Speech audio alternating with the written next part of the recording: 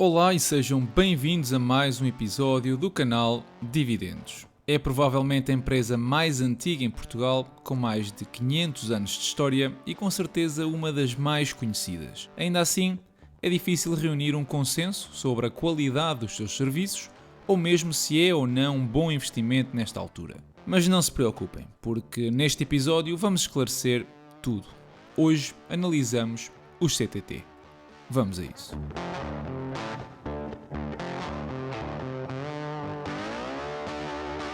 Ora, seguramente já conheces os CTT ou porque tiveste de usar os seus serviços ou porque alguém o fez para te entregar alguma coisa. Se não é assim, então deixa-me dizer-te que fazes parte de uma minoria. Os CTT são uma empresa que nasceu em 1520 e tem por isso uma larga história e reconhecimento nacional. Talvez também por isso, num dos momentos mais difíceis para o nosso país, foi privatizado na sequência dos acordos com a Troika entre 2013 e 2014. Desde então que é uma empresa cotada em bolsa e, como podem ver, o preço das ações é uma verdadeira desilusão. Ainda assim, vejamos se este é efetivamente um ponto de viragem ou se o futuro será mais do mesmo. Ora, o negócio do grupo CTT vai muito mais além do que entregar correspondência. Já devem conhecer ou já ouviram falar no Banco CTT ou no PayShop, que são empresas do grupo e que contribuem assim para a dinâmica do mesmo. Assim que o grupo divide os negócios em 4 grandes segmentos: o correio, expresso e encomendas, serviços financeiros, banco, CTT. O correio é, como já adivinharam, o segmento da entrega de correspondência, seja ela transacional, publicidade ou editorial, e é suportado por uma rede postal com mais de 1786 postos de correio espalhados de norte a sul do país, que é cada vez menos usada e que, à semelhança do preço da ação, está em queda, mas há muito mais tempo, desde os anos 2000. Ainda assim, 96% da população tem acesso a um posto a menos de 6 km de distância, o que supera a exigência da Anacom. Este segmento, apesar de estar em queda, vive sobretudo de concessões do Estado, onde lhe é garantido o serviço universal, ou seja, é responsável a nível nacional pelos envios de correspondência ou produtos que obedeçam aos critérios definidos no contrato. Correspondência de serviços públicos como tribunais, hospitais, escolas, etc., tudo é contratualmente garantido com os CTT. Isto dá naturalmente um monopólio à empresa, com 86% da cota de mercado, o que garante assim alguma estabilidade da receita, embora os preços sejam regulados pela Anacom. Recentemente, uma nova concessão foi assinada por mais 7 anos. O segmento do expresso e encomendas já pinta um cenário diferente. Apesar de ser um segmento em crescimento no CTT, o domínio do mercado já não é tão exagerado e, portanto, é um dos focos no potencial e crescimento da empresa. Com várias iniciativas em Espanha, estão a apostar forte na criação de um hub ibérico que permita crescer e ganhar cota de mercado com a adoção generalizada do e-commerce. A pandemia veio acelerar a adoção da internet como meio de compra e os CTT querem, obviamente, tirar partido disso. O segmento dos serviços financeiros está associado à venda dos certificados de aforro, tesouro e outros produtos de poupança ou seguros. Por fim, o Banco CTT, que, como o nome indica, é mais um banco a operar em Portugal e que tem tido um crescimento muito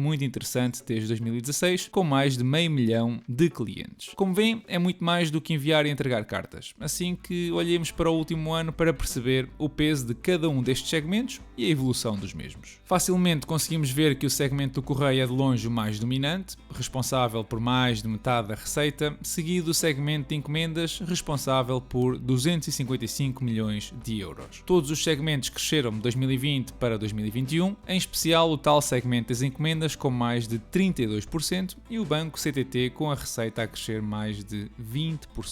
Naturalmente, estes são os grandes pilares da sustentação do crescimento deste grupo, assim que, se olharem para as apresentações dos CTT, quase tudo se centra à volta deles. Em termos de lucros operativos, o banco, como seria de esperar, foi quem mostrou um melhor desempenho, mas o importante aqui é perceber que todos os segmentos aportam benefícios operativos. Olhando em detalhe para os dois principais segmentos, vemos que Espanha foi o motor das encomendas, com crescimentos na ordem dos 65%, e que no caso do Banco CTT não só aumentaram os clientes em quase 11%, como os depósitos também cresceram 25%. Em relação ao balanço, os ativos são superiores aos passivos, o que é positivo e a dívida diminuiu ligeiramente de 206 milhões para 201 milhões de euros. Nota ainda para o dinheiro em caixa que é 4 vezes superior a este montante, o que parece significar uma posição financeira estável. No geral, os negócios apresentam uma margem líquida reduzida, inferior a 5%, mas isso não significa que, por si só, não mereça o investimento. Assim que olhemos para os últimos 9 anos da empresa e vejamos a direção que tem tomado e os consequentes resultados financeiros. Logo à partida, vejo pouco a cor verde, o que não é, obviamente, nada animador. A receita tem crescido a 2% ao ano, mas apenas devido a 2021, onde efetivamente saiu do marasmo dos 710 a 740 milhões de euros. O EBITDA está agora praticamente nos mesmos valores de 2013, o que não admira. Com a orientação do negócio para o e-commerce e com as perdas anuais que o segmento do correio representa, temos assistido a uma migração do peso do EBITDA de um segmento para o outro. A componente do banco também tem crescido, mas até o ano passado estávamos no mesmo ponto que 2019.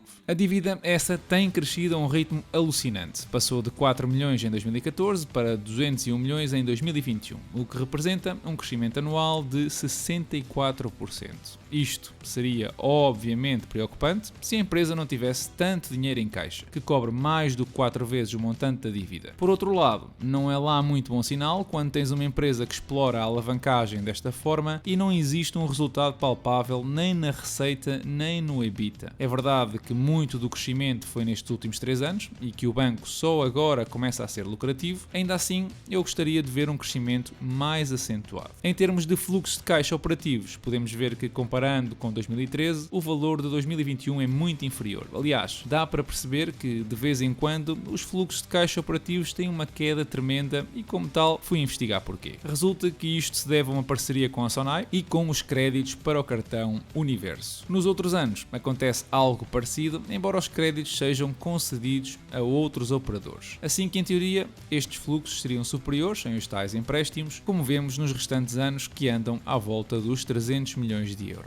O CAPEX é bastante reduzido, entre os 30 a 50 milhões de euros, o que deixa uma quantidade considerável de fluxos de caixa livres. No último ano, devido à parceria com a Sonai, obrigou os CTT a recorrer à dívida para compensar esse efeito e assim os fluxos de caixa que correspondem efetivamente aos acionistas rondam normalmente os 200 milhões de euros. Não há recompra de ações e o múltiplo EV/EBITDA é bastante baixo e em parte porque a empresa tem uma quantidade anormal de dinheiro em caixa. Inclusivamente, empresas no mesmo setor, na Holanda, Reino Unido ou Alemanha, têm rácios mais elevados e isso pode, desde já, demonstrar alguma subvalorização. Passando à estimativa do EBITDA, a empresa deu recentemente umas previsões de atingir receitas até aos 1.250 milhões de euros em 2025. Eu decidi colocar o valor mais alto da estimativa, mas a 10 anos, o que logo à partida é bastante conservador, mas que de alguma forma nos faz perceber que para isso a empresa tem de apresentar um crescimento do EBITDA como nunca demonstrou até aqui.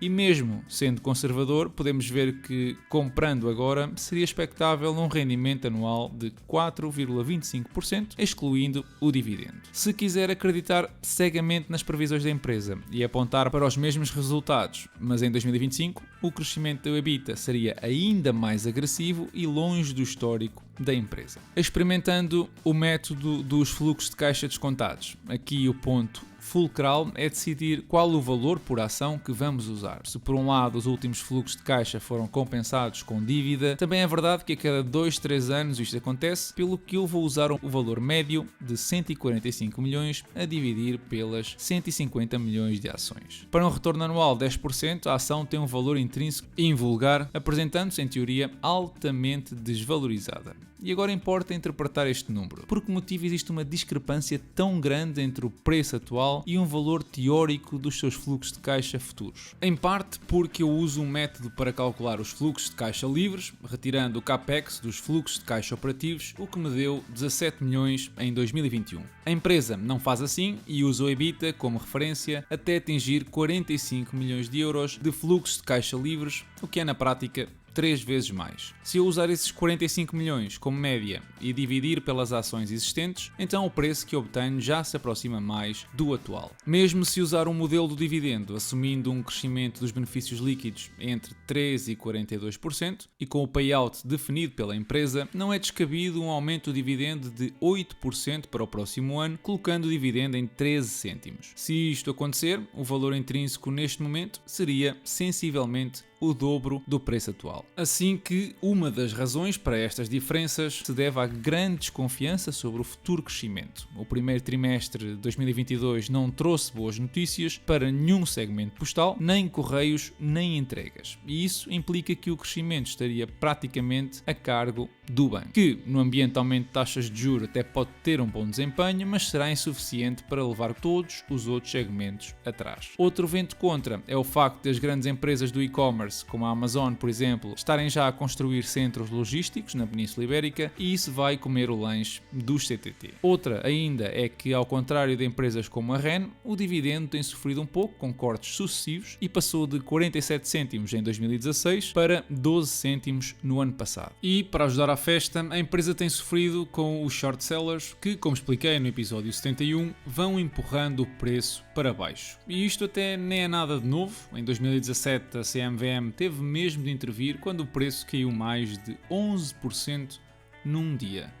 A nível de qualidade, os últimos indicadores por parte da Anacom mostram um serviço abaixo dos padrões esperados, é verdade, mas o grupo apresenta uma elevada satisfação do cliente e dessa forma fica difícil perceber quem tem razão. Assim que, na minha opinião, o grupo CTT parece ser um bom investimento nesta altura, com um forte potencial de valorização a médio e longo prazo, mas que depende muito do sucesso do seu banco e, sobretudo, da continuidade do crescimento do e-commerce na Península Ibérica. E ao dia de hoje, a empresa está a ser valorada como se praticamente não fosse crescer nos próximos 10 anos. Também por isso explicam as divergências entre os analistas que seguem os CTT. Uns acreditam mais do que outros. Esta foi novamente uma semana de recuperação dos mercados, com todos os principais índices a apresentarem ganhos e o mais tímido a ser mesmo o nosso PSI. O Banco Central Europeu subiu as taxas de juro pela primeira vez nos últimos 11 anos e logo com uma subida de 0,5%, o que do ponto de vista histórico é uma subida agressiva, mas que na minha opinião continuará a ser insuficiente para combater o processo inflacionário que vivemos. Ainda assim, esta subida contribui para a recuperação do euro face ao dólar, que tinha atingido a paridade e que neste momento volta a estar por cima da divisa norte-americana. Também foi anunciado um novo instrumento financeiro, o IPT, que pretende controlar os spreads ou diferenças entre as obrigações alemãs e a dos países do sul da Europa, como Espanha, Itália, Grécia e Portugal. Isto depois de, há 2 anos atrás, a mesma Presidente, ou seja, nem sequer estamos a falar de uma pessoa diferente, ter afirmado que a função do Banco Central Europeu não era essa. A ideia com este instrumento é um pouco semelhante ao que acontece hoje em dia no Japão. Se as obrigações de um determinado país começarem a mostrar valores anormais de rentabilidade, isto é, o país começar a ter dificuldades de financiamento porque os investidores exigem 5, 7 ou 10% de retorno, não há problema. O Banco Central Europeu entra em cena e compra o que for preciso para baixar esses valores. Por um lado, até faz algum sentido, se quisermos